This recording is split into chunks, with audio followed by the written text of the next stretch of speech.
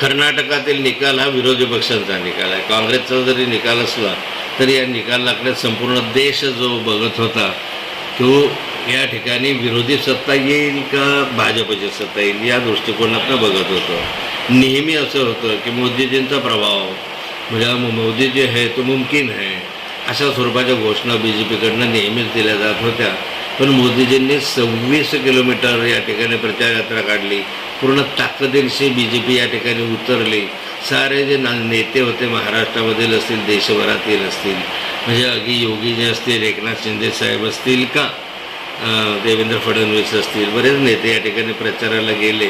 पण फार प्रतिसाद कर्नाटकातील जनतेने यांच्या प्रचाराला दिलेला दिसत नाही. उलट भाजपच्या ज्या पूर्वी जागा होत्या त्यापेक्षा कितीतरी कमी म्हणजे निम्म्यावर जागा आणून ठेवल्या. पूर्वीच्या जागांपेक्षा कमी जागा या ठिकाणी बी जे पीच्या जनतेने त्या ठिकाणी आणून दिलेलं दिसतं आहे. एकंदरीत पाहिलं तर वाढती महागाई, वाढता भ्रष्टाचार आणि कर्नाटकात सरळ सरळ प्रचारामध्ये 40% हा विषय गाजत होता आणि अशा भ्रष्ट सरकारला जनतेने त्या ठिकाणी नाकारलेलं आहे आणि एक वेळ काँग्रेसला प्रचंड मताधिक्य या ठिकाणी देऊन एक हाती सत्ता काँग्रेसची या ठिकाणी दिलेली दिसते.